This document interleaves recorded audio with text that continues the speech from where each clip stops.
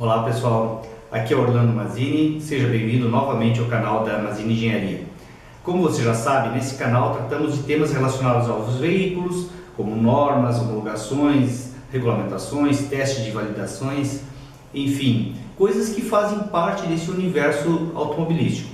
Neste vídeo vamos abordar um outro tema relacionado e muito interessante, dando uma pequena introdução aos ensaios de segurança veicular que vamos dar continuidade em próximos vídeos.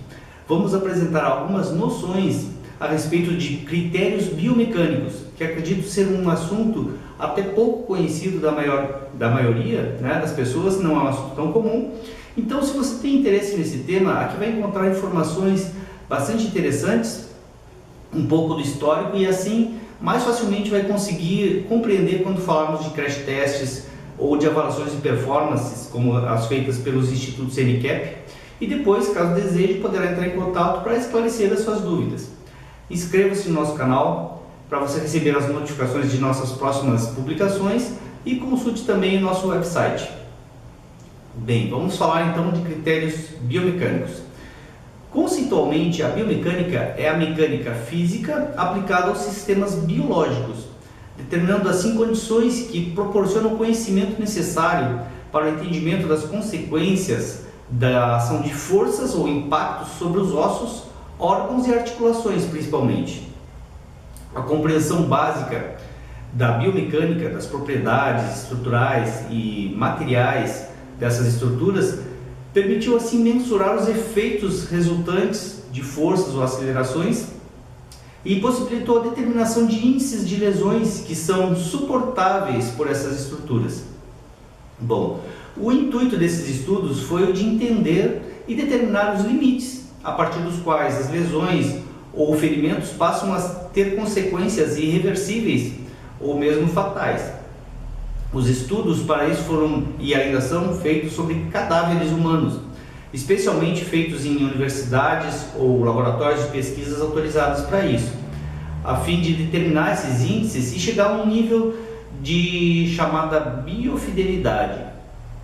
Bom, com os resultados desses estudos, tornou-se possível o desenvolvimento de dispositivos equivalentes a corpos humanos para fazer-se as medições em condições padronizadas de ensaios. Esses dispositivos de medição foram chamados de dispositivos antropomórficos de ensaios, mas que atualmente são mais conhecidos como dummies antropomórficos ou crash test dummies, ou ainda em português, né, manequins de teste, que permite uma reprodução de massas, comportamento mecânico de ossos, órgãos e articulações. Vejam essas imagens.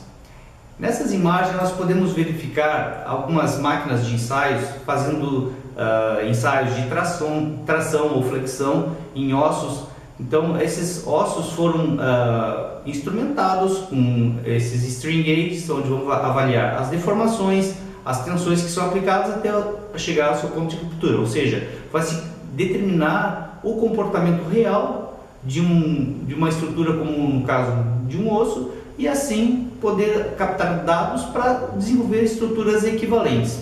Assim se deu os ensaios e se desenvolveu então esses dispositivos, né? Aí um exemplo apenas de como se pode chegar a um desenvolvimento de um dispositivo antropomórfico completo, como foi o caso dos dummies. Bom, esses estudos que foram mencionados de pesquisas começaram em meados do século passado, em torno de 1949, por aí é o registro histórico que se tem.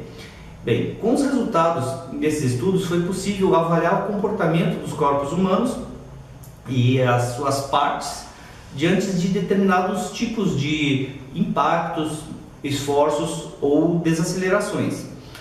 Uma das conclusões mais incríveis foi a descoberta nessas pesquisas de que o corpo humano é capaz de suportar cargas, desacelerações e mesmo deformações muito grandes, desde que seja por pequenos instantes de tempo, ou seja, da ordem de milissegundos, que é o caso de um choque de um veículo.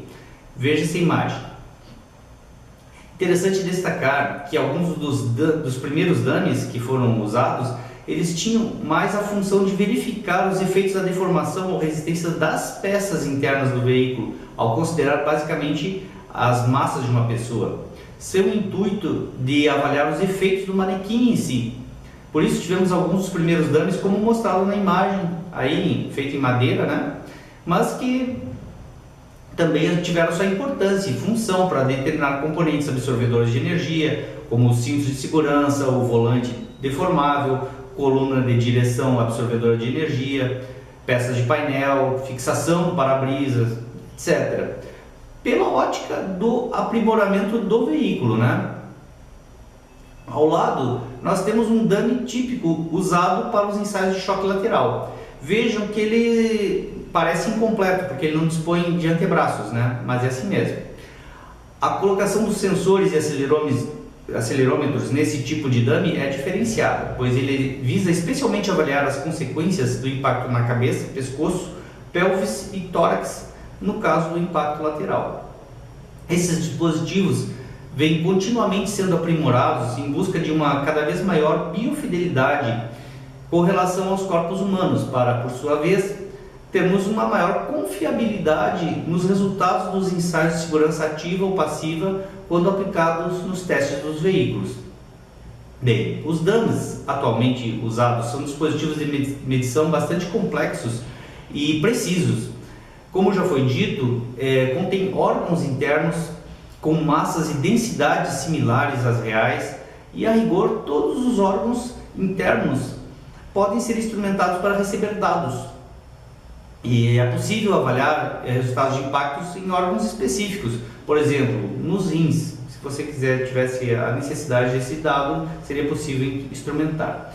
Bem, os dummies normalmente usados em ensaios costumam ter uma identificação. Além do nome de sua geração de desenvolvimento, tem os chamados percentis, que indicam uma percentagem da população que eles representam. Vamos exemplificar. Aí nós vemos nessa imagem a seguir uma geração de Hybrid 3, né, que seriam os Hybrid 3 em português, que são dummies projetados para receber dados de ensaios, principalmente de choques frontais, e também de whiplash, que é o ensaio de choque traseiro, né, que vê o reflexo na região do pescoço e cabeça. Temos uma família completa, você vê que eles são completos, inclusive com mãos e dedos, né, no caso dos adultos. Então, assim se pode avaliar diversas configurações, né, dentro do veículo, e assim avaliar os resultados do veículo conforme a sua capacidade de proteção aos ocupantes. Bem, e percentis são normalmente considerados de 5%, 50% e 95%. Né? Aí nós podemos ver o seguinte, que para se ter uma ideia do que significa os percentis, um dummy 50% percentil masculino significa que ele é representativo em termos de tamanho e peso em torno de 50% da população masculina. Ele pesa em torno de 78 kg e tem 1,75 m de altura. Da mesma forma, um dummy 50% percentil feminino pesa 49 kg e tem 1,5 m de altura. Eles usam vestimentas e calçados padronizados, que são definidos em normas técnicas e precisam ser armazenados em ambientes climatizados. Para você ter uma ideia de custo de um equipamento desse, um dummy Hybrid 3 pode alcançar a 1 milhão de euros, em torno disso, e precisa ser recalibrado em laboratório especializado após passar por em torno de 20 ensaios. Por aí ele precisa ser recalibrado para manter a sua precisão. Aí mostro um dummy que seria o específico do ensaio de choque lateral, que é um Eurocid 2, né, que tem uma instrumentação um pouco diferenciada, e à direita um Hybrid 3, né, que seria para os choques frontais e o whiplash. Aí nós vemos alguns dados que são tolerados pelo corpo, né, que seriam os índices aceitáveis para passar nos ensaios, e vejam que nós podemos ver alguns dados que chamam bastante atenção. Por exemplo, que a cabeça pode receber uma aceleração resultante de até 80 G, desde que seja em até 3 milissegundos. A deflexão do externo no tórax pode chegar a até 50 milímetros, desde que também seja por um breve instante de tempo também.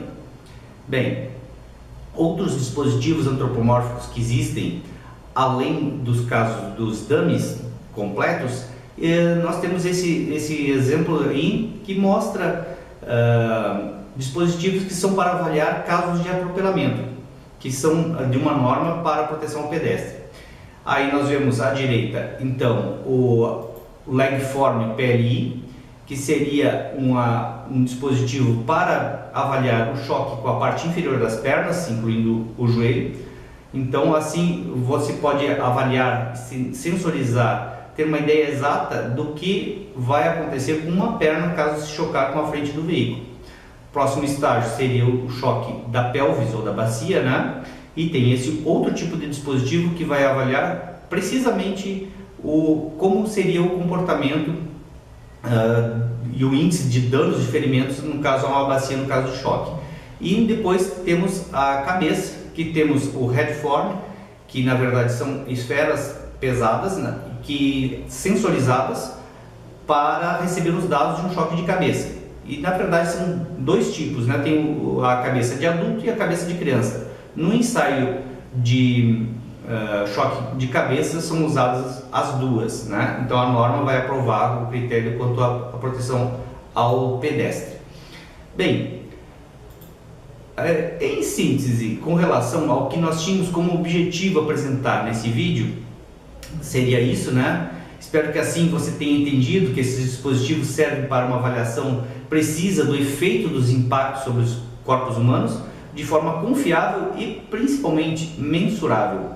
Assim vamos finalizar essa breve abordagem a respeito dos critérios biomecânicos, que não tem a pretensão de ser algo aprofundado, mas sim dar um embasamento, noções para os próximos vídeos, quando falaremos dos ensaios de performance, de segurança, de aprovação na questão de segurança veicular, mas ficamos à disposição para detalhar melhor os pontos que sejam do seu interesse.